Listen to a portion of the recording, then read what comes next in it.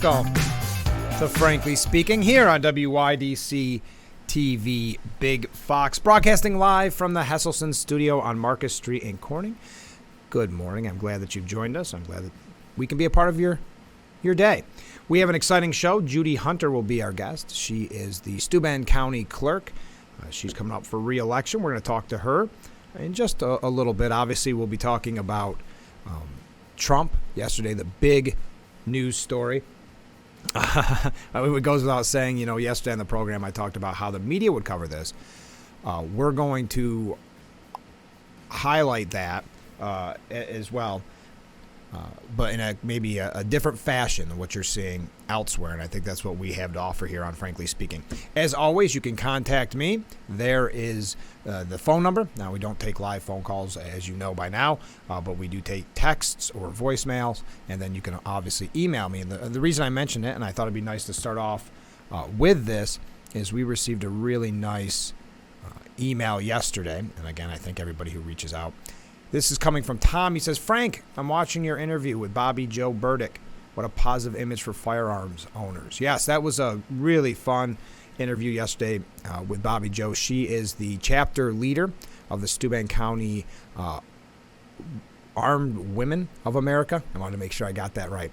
And we appreciate her being on the program, and we appreciate that email. So keep the emails coming in. I'd love to know your opinion on what we saw in Manhattan yesterday. And there is the contact info for just a little bit longer. Okay, so let's get right to it before we hit our first break, because we've got a lot to cover this morning. So yesterday, giving a press conference, the district attorney, Alvin Bragg, justifying these charges against former President Donald Trump. He said, we regularly bring cases involving false business statements. The bedrock of the basis for business integrity and a well-functioning business marketplace is true and accurate record keeping. He continued, as this office has done time and time again, we today uphold our solemn responsibility to ensure everyone stands equal before the law. No amount of money and no amount of power changes that enduring American principle. Now, a major point with that last statement, and I understand in many ways why he's doing this press conference and the avenue he went down, because it plays to his base for re-election. He promised during his campaign that he would go after Trump for some unspecified crime at that point, basically searching for a crime. But where this hurts him, in my opinion, are the people of New York City who see that he does not treat everybody equal under the law. He's letting felons go in misdemeanors or sometimes not charging them at all. He has been laser-like focused on one person, and we're going to get to some opinion pieces on that in just a little bit, but he's been laser-like focused on former President Trump. So obviously the former president weighed in on this. We're going to talk about that when we come back. But I think you'll find some of the things that we've learned over the last 24 hours or so to be maybe something that you can't find elsewhere, or at least not all in one convenient place as you start your morning with Frankly Speaking. So let's take a short break. We'll be right back with Frankly Speaking on WYDC TV, Big Fox.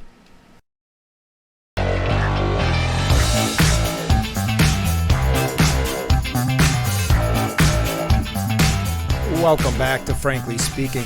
Before the break, we were talking about yesterday all the Trump news. The prosecutors want this right during the trial, that is, during primary season. Again, signaling to an extent the politicalization of this trial. As you know, whatever your stance is politically, according to the polls, former President Trump is leading substantially in the polls. Now, the next time Trump will have to be in or make a court appearance will be December the 4th. What prosecutors are asking is for a trial date in January of next year. And that would be obviously a difficult time when you have the front runner running for the presidential primaries. Now, President Trump, of course, gave that press conference yesterday in reference to the charges, the 34 felony charges. 34 felony charges. That was a little bit more than expected. This is what he had to say. The only crime that I've committed is to fearlessly defend our nation from those who seek to destroy it. The criminal is the district attorney because he illegally leaked massive amount of grand jury information for which he should be prosecuted, or at minimum, he should resign. He continued to say, Bragg campaigned on the fact that he would get President Trump. I'm going to get him. I'm going to get him. This is a guy campaigning. This before he knew anything about me. And this, I think this is a very good point from the former president. Meanwhile, overall crime in New York was up 30% last year, much more than the year before, with felony assaults, robberies, and burglaries all up by massive, massive numbers. He said, I have a Trump-hating judge with a Trump-hating wife and a family whose daughter worked for Kamala Harris and now receives money from the Biden-Harris campaign, and a lot of it. So he was typical Donald Trump fashion, no holds barred. He made sure people knew where he stood. What I have found interesting, and maybe that's just a kind of an interesting graphic, that is the statement there, how the media would cover this and ultimately did cover it. And some of the opinion pieces we'll get to in a little bit describe that. But we were told yesterday by CNN and elsewhere that we can't celebrate this. We can't just hype this or overhype this because that gives Trump essentially more power. It gives him more people hearing what he has to say, and they don't want that. They don't want you to hear from people they don't want you to hear from.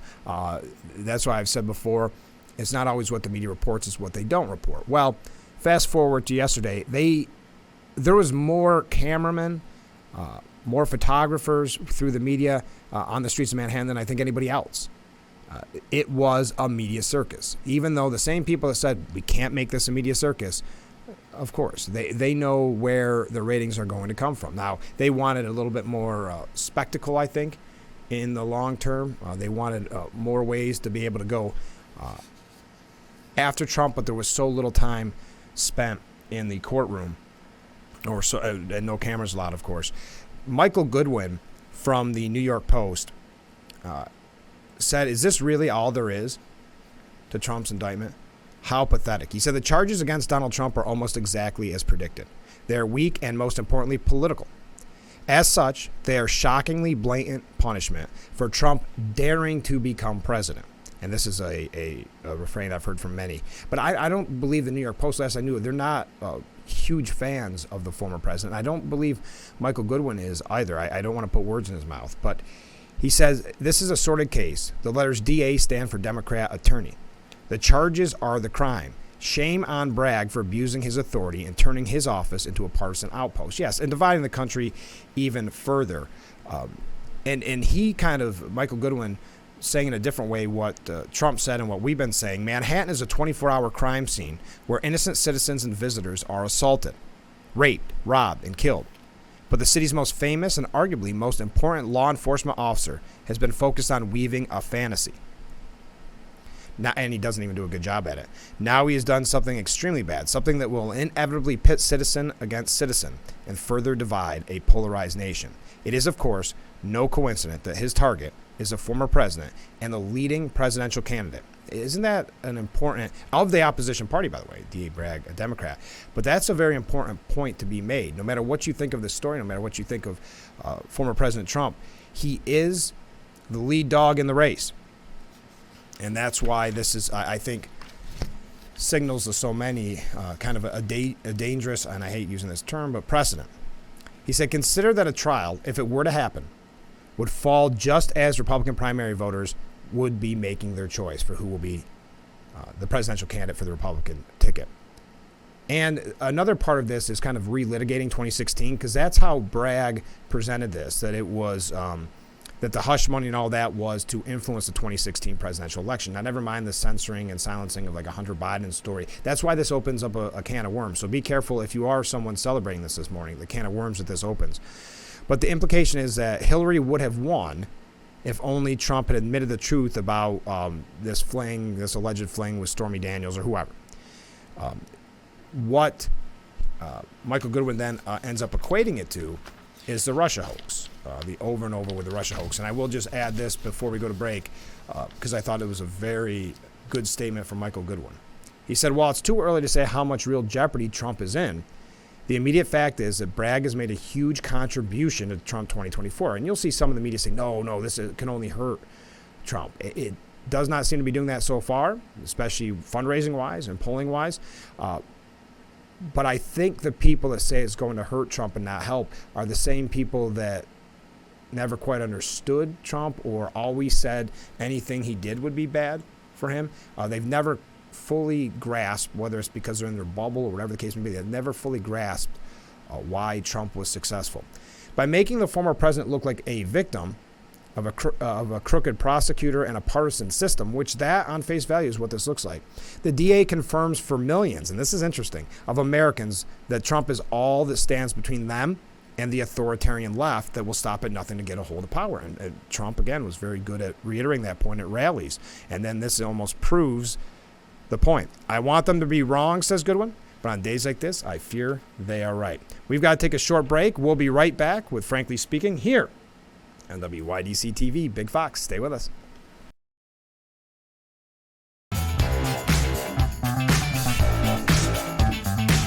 Welcome back to Frankly Speaking here on WYDC TV Big Fox. We have to take another short break. Our guest is getting ready to come on the air for the M.A. Neal Financial Services section of the program, broadcasting live here from Hesselson Studio on Market Street.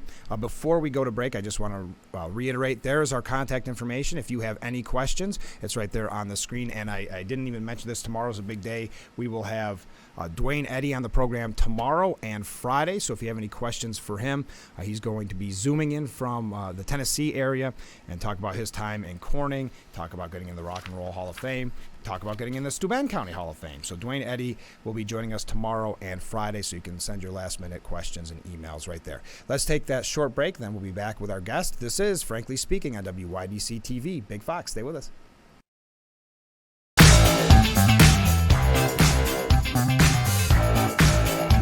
Welcome back to Frankly Speaking here on WYDC TV Big Fox. This is the M.A. Neal Financial Services section of our program. And joining me in the studio this morning, we have Judy Hunter. She's the Steuben County Clerk. Thanks so much for joining me this morning. Well, thank you for having me here.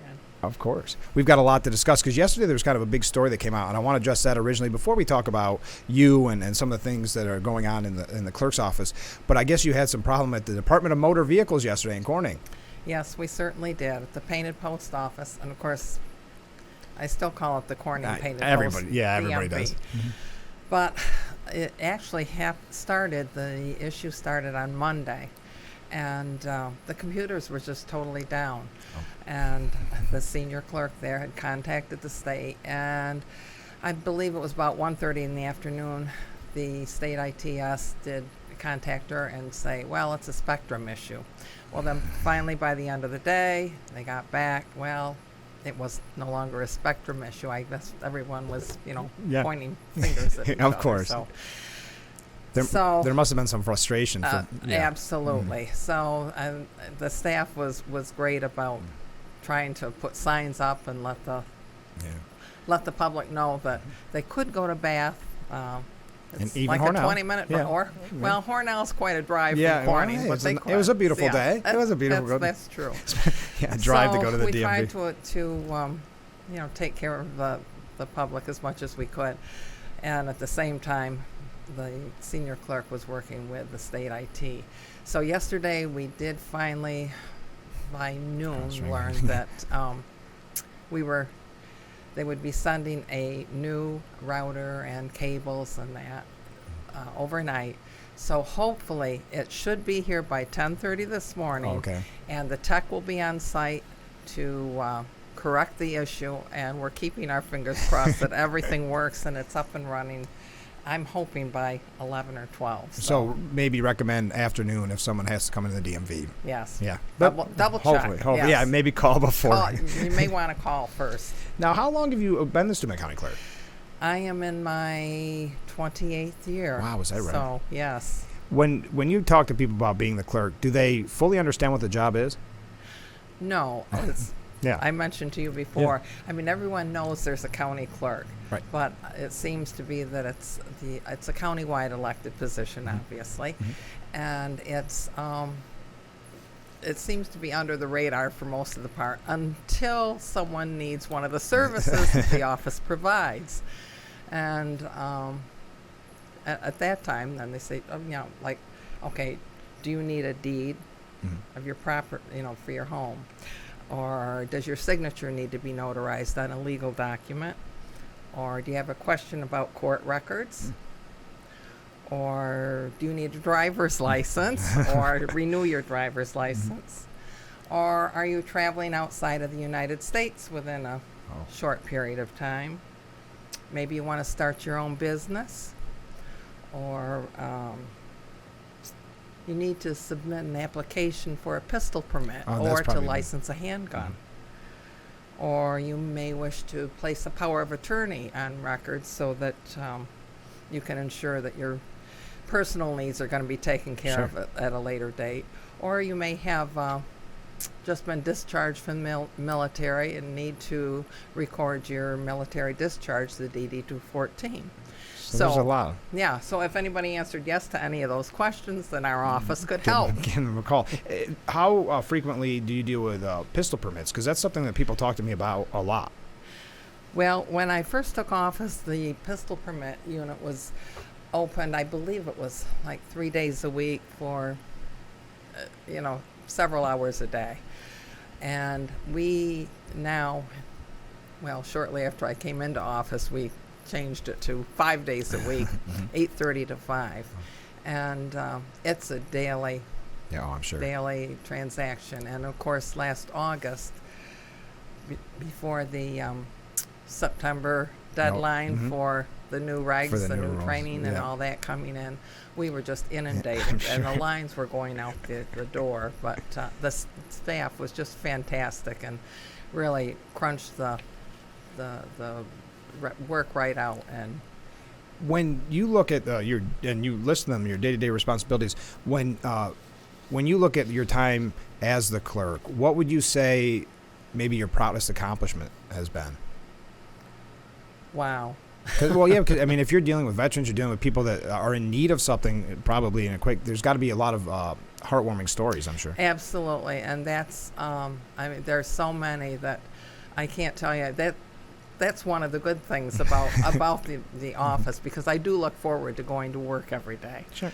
And yes, there's hassles, just like yesterday with DMV, spending the whole day. But it makes it exciting. Oh yes, and at the same time, when you can give someone help that, okay, they're going on a plane and they need a driver's license, photo ID, an updated one, and they forgot to get it renewed when it was due, and to be able to make some calls, and not all the time, but oftentimes able to come through with them.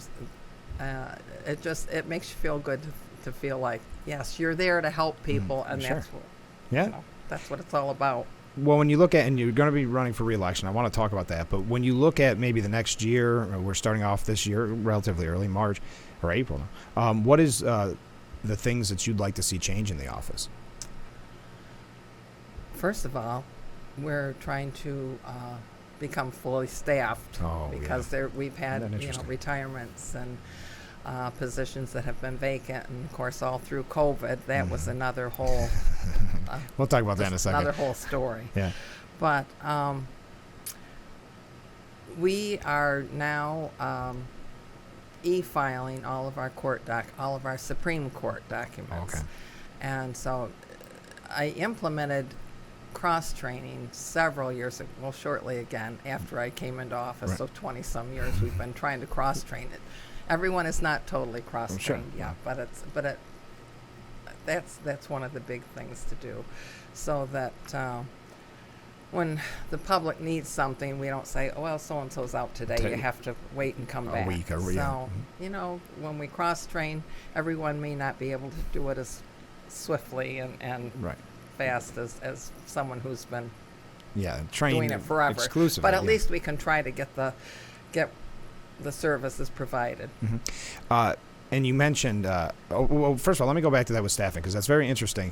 We've heard of at the sheriff's office, we've heard of so many places. So are you having trouble just finding people to work?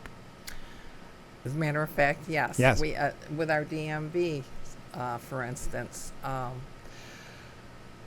we had several retirements, and I think we had like about 4 to 5 vacancies. There was no civil service list. Oh, wow. Trying to, and of course, all these positions are civil service, and trying to fill positions, and then the test had not been given, and then at the state level, the civil service, that's another whole animal, too, the civil service Sure. commission. But last year, the test was given, I believe it was in March, and we didn't receive the results back until the middle of August. Okay. And of course, That's at that helpful. time, I came down with COVID. Oh, It my was goodness. outside of, so it was like September before we could do the interviews and start hiring. So It's interesting because I knew it was an issue across the board. I didn't realize how prevalent the issue was, even at the county level, that you just can't find people to work. And that's more difficult because you got to take the test. that's correct. And I believe we had 7 names on the list that had taken the test Okay. that were qualified, and that's not No, a when you need large 5. selection. When you- yeah, yeah. and it's difficult. So hopefully, Well, if you people know wanna anybody, work. if anybody wanted to try to work for your office, what would you recommend they do? Contact the personnel office regarding the testing. Also, when there is no list, we can provisionally hire. However, oftentimes people don't want to leave a job that they're currently in and take a chance that, okay, we're going to go there and get trained. Sure. Say, for instance, DMV. It really takes like 3 years to get fully trained. Wow, and is that right? There's so many rules and regs in Wow. the DMV. But again, it's a 6-month training period. So if people, take the test and are in one of the top 3, then they have no problem. But if they've come in contingent on taking the test and passing it, and they aren't in one of the top 3, Yeah. they have to move on. Oh, wow. That's a hard decision. That is. That is. And when we were talking just a little bit ago, you had mentioned COVID. And I talked with Jack Wheel, and I've talked to so many people about that time. And it's interesting to look back. How did your job change when COVID hit? Oh, big time. First of all, we were closed for, I believe, was that 3 days or 5 days initially? Oh, is that right? But we were at 50%. So we're thinking, okay, so we had maybe one or two in processing the land documents that come across the counter, or the court documents, and one up in the pistol permit section. And so it was difficult. Yeah. And the same thing with the DMV, the 3 offices. We had drop boxes, so the public was able to I leave remember their, that. Yeah. their work in the drop boxes and have them processed. However, again, with 1 or 2 people in the office, And so many things that you do are time sensitive. that's right. And when you have less people and, like you said, Dropbox scenarios, things like that, there was a much longer delay on everything. Absolutely. Was it very difficult when things started to ease up with the restrictions? Was it a lot of paperwork to catch up on? There definitely was. I thought you were yes, gonna say yeah. And of course, I don't know if you recall during that whole period, the court rules. I mean, they were coming down with administrative regs almost daily. Yeah. And I know the local courts, there were evictions that usually are initiated at the local level and handled there. Well, because the town courts and villages, they were not operating, that paperwork was sent to our office. We had no record of it to get it started. And it we worked through everything with the help of the judges. Oh, and, sure. And Do you feel that you're all caught up? Close? close. Not Yeah. not by a long shot. I mean, we still have, there's still a lot of filing to Yeah. do. The electronic filing of court records has helped tremendously with paper filing. But it is still time consuming as far as checking everything when it comes in through the NYSEP. That's New York State electronic courts Yeah. filing. Yeah. So, Now, excuse me. when you talk about your responsibilities, and you said at the beginning that it kind of flies under the radar, the county clerk, until you need the county clerk. But why, with all of this going on, even though you did it 20 years, why did you decide to run for re-election? Because, as I said, I still look forward to going that's to nice. work every day and being able to provide services. And it is a challenge oftentimes. And at the same time, when you're able to help someone, I had a case several months ago where an individual had called and they were trying to get a clean title on their manufactured home. Okay. Evidently, there wasn't one. Yeah. No kidding. She said, "You're the 25th person I've contacted." I thought, "Oh my!" What am I going to do And I that the thought, other I 24 will do what I couldn't? can, but Yeah. I just, I don't That's a know. bad sign. Just Yeah. give me the information you have. The long and the short of it, that she had tried to get a clear title, but the original lending company had gone out of business, wow. and trying to go through that Sure. whole chain, Sure. it just, Yeah. she was having no success. So I was able to contact the commissioner of DMV, his office, and through his staff and the state DMV, I just gave him the information we had. I said, if there's anything you can do, well, she called me back a few weeks later and just thanked me so much because she actually received a phone call to talk to somebody. That's the biggest and hurdle I told her, I sometimes. said, there's no guarantee. We're doing what we can, but I can't guarantee anything. But she was just so grateful to have an individual that would talk to her that seemed to think that maybe there was something they could do. And in the end, she was able to get a clean title and was just ecstatic. So Isn't that wonderful? I have to take a short break. Can you stay with us? Because I want to talk about this is an important month at the DMV. Certainly. So, okay, we'll be right back with Okay. Frankly Speaking here on WYDC TV. Big Fox, stay with us. Welcome back to Frankly Speaking here on WYDC TV Big Fox. This is the M.A. Neal Financial Services segment of the program, and we're broadcasting live from the Hesselson studio. Joining me in the studio, we have Steuben County Clerk Judy Hunter. Before we get to a very important month here, which is Donate Life, I wanted to ask how, and this is the political nerd in me, but I wanted to ask how your petitions are going. Well, the petitions Yeah. were filed yesterday, I believe. Oh, I good. Okay. didn't confirm that, but Joe Simpolinski, who is the chairman Does a of the great County job. Republican, Yeah. he does a great job.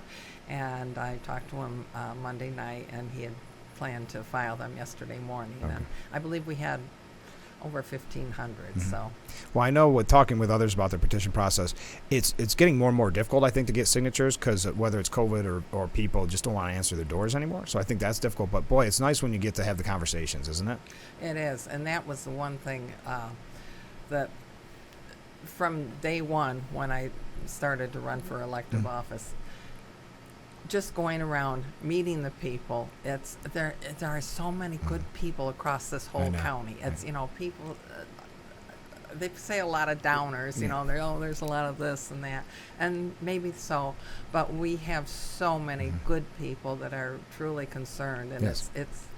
it's just uplifting to It is. go out and meet them. I know when I would start to get try to get signatures, it was like, oh. But once I started, it was like, oh my God, just getting dark. You've got to quit. And I Yeah. thought, oh, just One one more more door, block. Yeah, one more door, block. Yeah, yeah. because Yeah. you find out there's so many good people that really care. Now, I want to talk about Donate Life because I know this is important to you, and Yes. some of them, and Phil Palmisano talks about it quite frequently. We put up a banner in the background, and you have that wonderful shirt on, but we can't see either of them on camera. So, a little okay. bit on the bottom. Yeah, there we go. All right. on Donate Life? Donate Oh, Life, yes. Tell us about that and why that is important to specifically the DMV. Well, DMV has partnered with the Alliance for Donate Life for several years now, and as a matter of fact, we've been promoting it for several years now. I And you remember. mentioned Phil Palmisano, and I know a few years ago, just before COVID. Yeah, So. pre-COVID. Yes. we met, and he was very supportive as well. All three of our DMV offices are promoting, since April is Donate Life Month nationally. We at the DMV are promoting the Donate Life program as well, and so the offices are decorated with the banner that you mentioned and balloons and that, and the staff will be wearing our Donate Life T-shirts, and it's just important because I think people they don't realize it until the need arises that it's a very simple process to do it, that we can accomplish the enrollment of an individual into the program right through the DMV when they go in to renew their license, or they can do it online as well. And I was just going to try to put that up on screen, but I wasn't prepared. The website, I'll read it though. The website is donatelife.ny.gov. So I thought it was donatelifenys.org. I think there's a few. Oh, is there another one? But this is the one that came from the assemblyman. So this is same concept because it talks about the DMV and like that. So this is the registry website. I'm sure it'll give you all your information. It's donate. There is I think there is another one here, but the main one that they keep pointing us to is donatelife.ny.gov. Okay. I'm sure they can get to the right place from there, right? So I'm sure you get a good reaction when you're promoting it, right? Oh, absolutely. And Steuben County is doing a admirable job, believe me, because we are at, I believe it was 70% of the eligible donors, or eligible people who could donate, have signed up. Wow. But it's nice to try to, so that's one of the higher ones in the state. I would think we so. aren't the highest yet, though. Well, so maybe this year. but we can, still keep promoting it. And because, I don't know, just one organ donor can save 8 lives. That's and I mean, amazing. that's a lot. And you can heal more than 75 through eye and tissue donation. And I'm not sure if people are aware, I believe it's between 8,000 and 9,000 individuals are waiting for a life-saving transplant. 8,100 according to January of this year. Okay. And they've been on a number of New Yorkers who have been on a waiting list for 5 or more years. Is more than 1,100 people. Wow. Yep. Well, so again, the website we have here, and I'm sure you can get to exactly where you need to be if you are interested, it's donatelife.ny.gov. Our guest this morning on the M.A. Neal Financial Services segment of the program, Judy Hunter, Steuben County Clerk. Thanks again, and best of luck with your reelection. We'll have you on again. You like this. You had fun doing the interview. You enjoyed it, right? I was nervous, and I still am, but yes, I enjoy it. No, you did. Make it very easy. You did great. So we'll be right back with Frankly Speaking here on WYDC TV, Big Fox. Welcome back to Frankly Speaking here on WYDC TV, Big Fox, just talking with our guest off the air. We've got a lot more to cover this morning. As I said earlier, that Duane Eddy will be our guest tomorrow and Friday, so we'll be getting a little bit away from the politics aspect at that point. Well, a lot away from it, to be honest, but it'll be a lot of fun catching up with him and seeing about his time here in Corning and his time, his legendary career, essentially. As always, you can contact me with questions, or if you have any suggested guests to have on the air. We are pretty well booked up. Thanks again. All right. Pretty well booked up for a while, but we can always make things work, okay? So let's go back to the stories of the day. We were talking about Trump. Michael Goodwin, I mentioned he was not happy with what this did, really to, he believes, promote Trump's run. And I think that's what's kind of ironic, because the media said, well, we're not going to overhype this or make this a circus because we don't want Trump to get that momentum again. Because Trump has said that the swamp was out to get him. And does Bragg's 34 felony charges confirm that? Now, if you look at the media in general, I saw a piece at CNN, and their headlines, for an organization the other day said, we can't talk about this. Let's keep it quiet. Every single story on their front page this morning was about Trump. And then I read one of the headlines, and it was, I wonder if I have it right here, because I know I'm jumping around because I don't have a lot of time. But it was basically, I thought maybe a fair look on it. And it was by Stephen Collinson. And that's why I kind of That's why you have to read the full story. But when I saw the headline, Donald Trump in court, a surreal day for the former president may only tear the country further apart. And I thought, it's obviously, I don't know if it's designed to do this, but one of the consequences of this is going to divide the nation even further at a time when we're so divided. And I think that's why a lot of people are mad at Bragg for that, number one. And number two, they're mad at Bragg for giving what some on the left believe Trump some momentum to play that victim. So I said, yeah, this is dividing the country, and that's a shame. But if you look at it, Stephen Collinson blames Trump for that division. So the guy that was hit with 34 felony counts that many are saying there's no oomph there.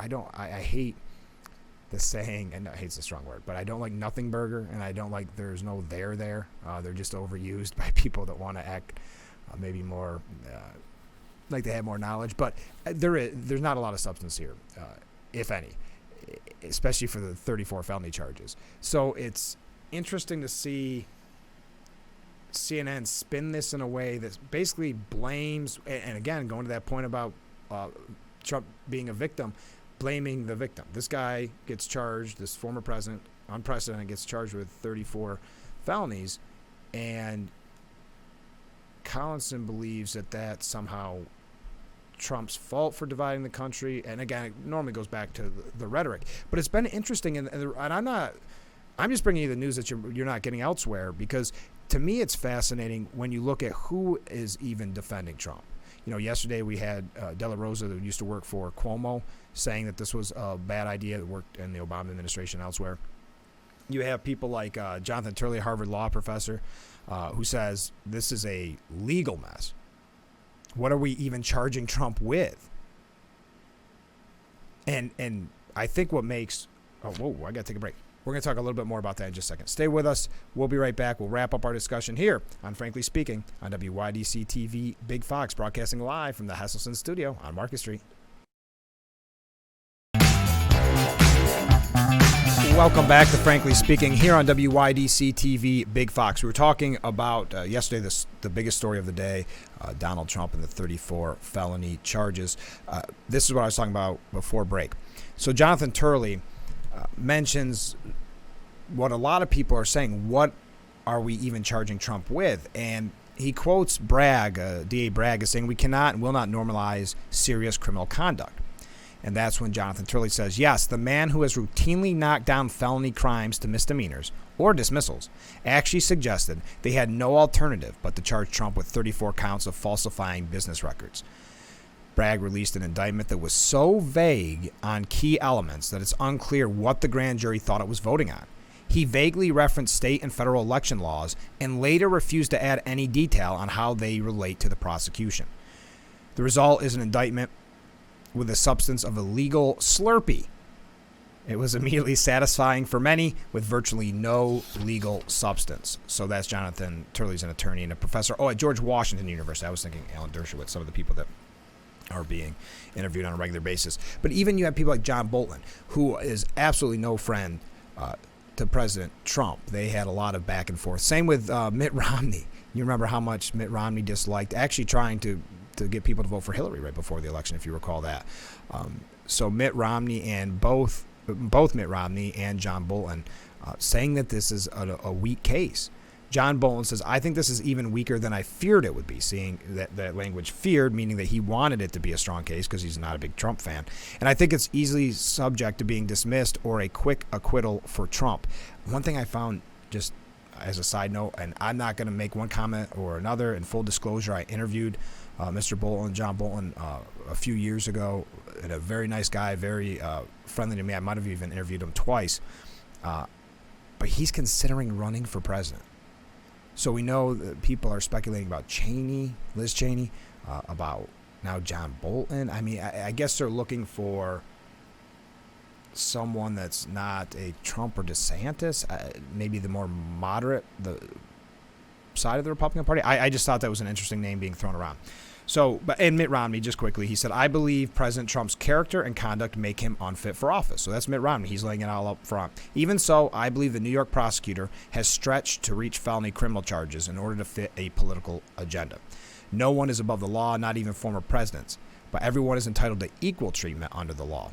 The prosecutor's overreach sets a dangerous precedent for criminalizing political opponents and damages the public's faith in our justice system. And I would say, if you're on whatever side you're on this, how would this be perceived by the media, presented by the media, if it were the other case around, if it were a Republican DA going after a Hillary or a Biden? Just something to think about, to weigh in the back of your mind. Let's take that last short break, and then we'll be back with Frankly Speaking here on WYDC TV. Big Fox, stay with us.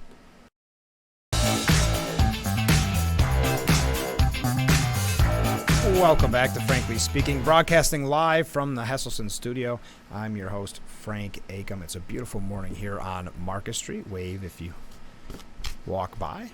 So just quickly before we wrap up on the budget talks, talks continue, the negotiation between essentially three people in Albany, all Democrats trying to come up with some type of agreement. The speaker saying we talked about a whole host of things. There's no agreement on the budget. Of course, we know that this hinges on bail reform as well as that housing issue. Hochul did throw in kind of a last minute, as they put it here, grenade into budget talks, which is kind of interesting, and it was about climate. It's very, very wonky. I don't want to get too much into it, but Hochul's instantly environmentalist groups are coming out and saying this is a horrible idea, this is very bad. It's, we've got to worry about our carbon footprint, et cetera, et cetera. What Governor Hochul's argument is, with the energy prices up so high that it is unsustainable to keep trying to reach, and again, I don't want to read all the numbers, but to reach these specific numbers in our time frame on that. So that's going to be, if that stays in there, unless she's throwing that in for a negotiation tactic to get bail reform and then drop this, I'm not sure. But that's really an interesting 11th hour move there. By the way, speaking of New York, most and least expensive states to start a business. Hey, we didn't come in the most expensive, second to most expensive in New York State to start a business. Folks, have a great day, everyone. I can't believe time's up already. Dwayne Eddy on the program tomorrow. So excited about that. Tomorrow and Friday, before your Easter weekend, we're going to talk with him. So I hope that you'll tune in. And we'll have a little time to talk about other issues as well. But we had a great morning. Thank you again to Judy Hunter for being our guest as Steuben County Clerk. And please join us again tomorrow for Frankly Speaking, and every morning starting at 7 right here on WYDC TV. Big Fox. Have a great day, everyone.